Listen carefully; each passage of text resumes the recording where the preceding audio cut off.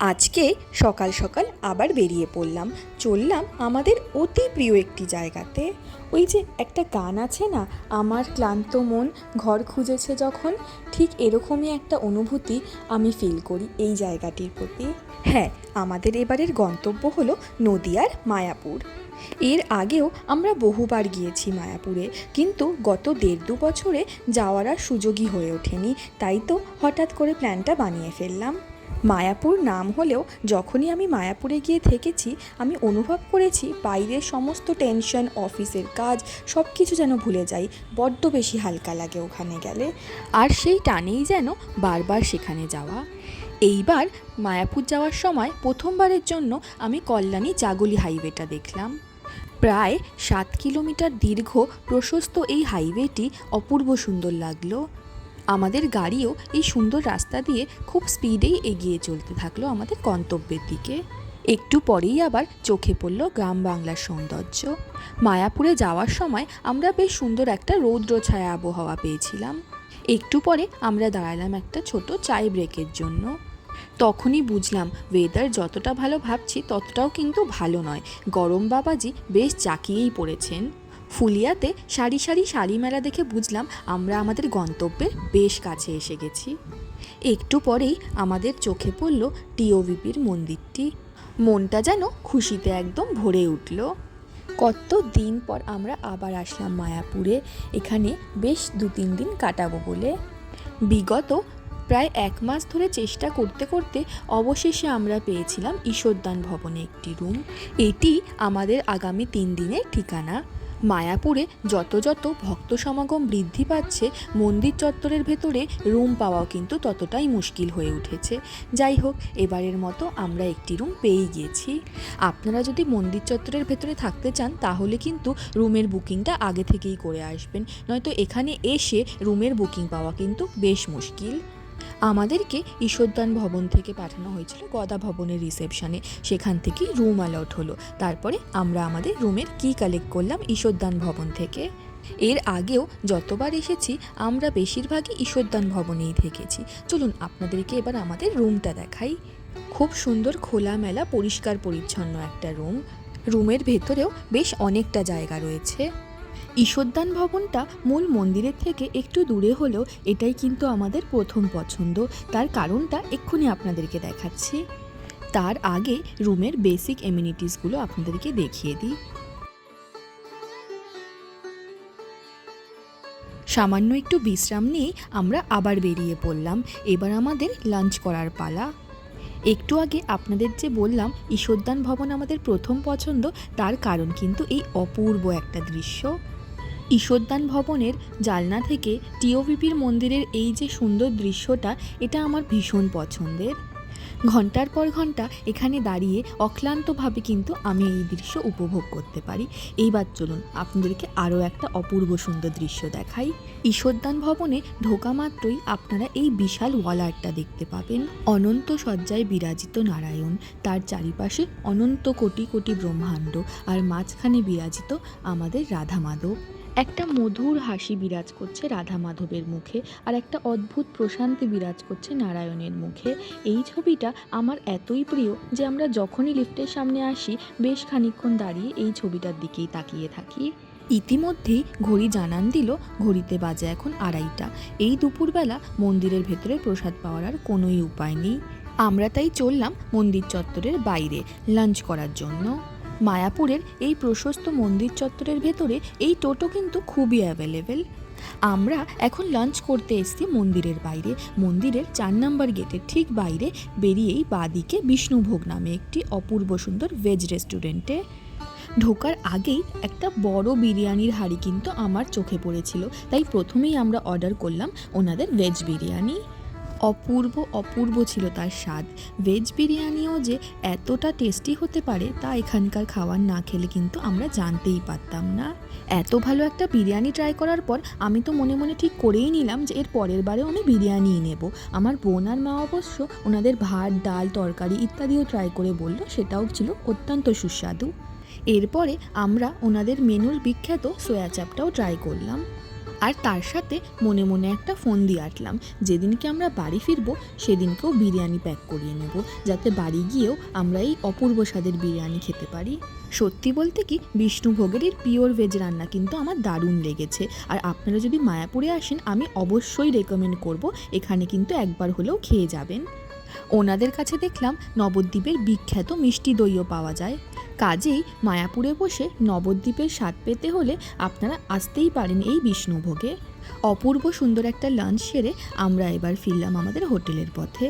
বাইরে সূর্যদেব তখনও স্বমহিমায় বিরাজিত, তাই তো আমরা ঠিক করলাম কিছুক্ষণ আমাদের রুমেই বিশ্রাম নেব, তারপরে রোদ্দুর কমলে বেরোবো আমরা আবার।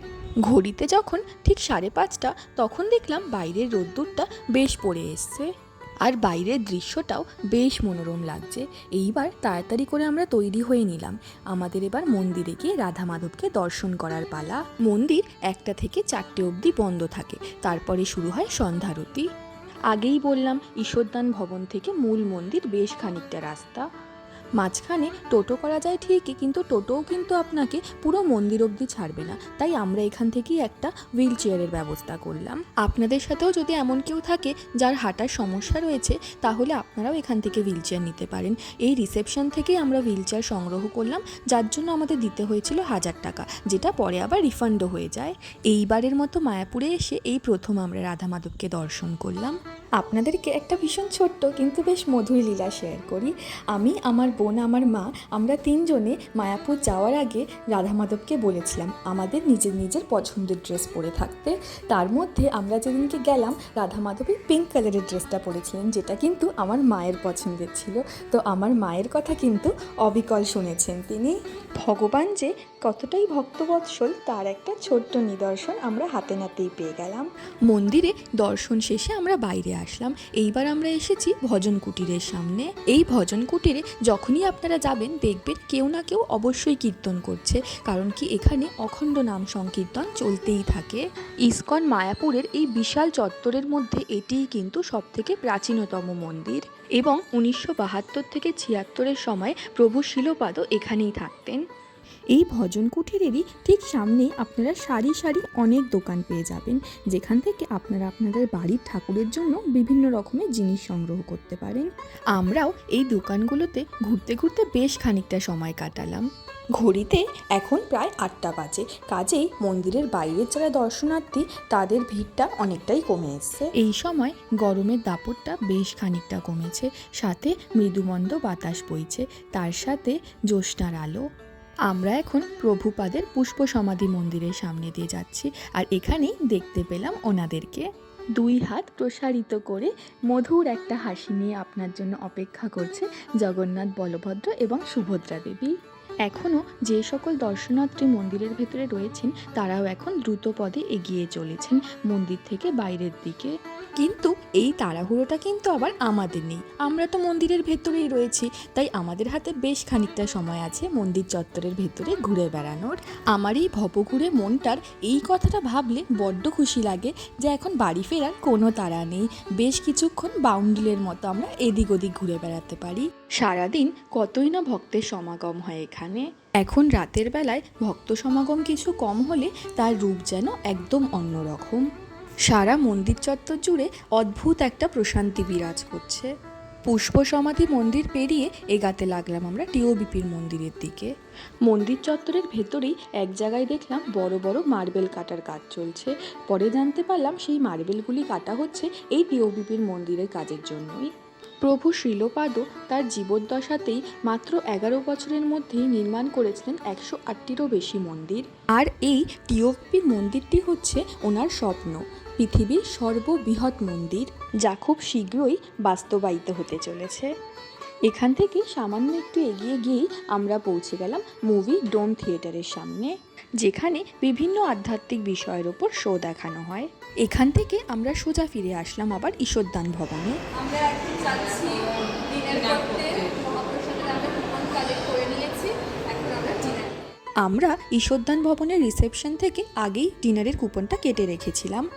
এই ডিভাইন গার্ডেন রেস্টুরেন্টটি কিন্তু ঈশ্বরদান ভবনের ভেতরে নতুন তৈরি হয়েছে, যা আমরা আগেরবার এসে দেখিনি। অপূর্ব সুন্দর একটা সিটিংয়ের আয়োজন করা হয়েছে এখানে প্রসাদ সার্ভ করার ব্যবস্থাটাও আমার খুবই ভালো লাগলো। বেশ সুন্দর কলা পাতায় সাজিয়ে গুছিয়ে দেন ওনারা। ডিনারে এবং লাঞ্চে দুবেলাই ভাত আর রুটি দুটোই থাকে, আপনারা যেটা ইচ্ছা সেটাই নিতে পারেন। প্রসাদ গ্রহণের আগে সবাই মিলে একবার 2 হাত তুলে হরে কৃষ্ণ মহামন্ত্র জপ করানো হয়।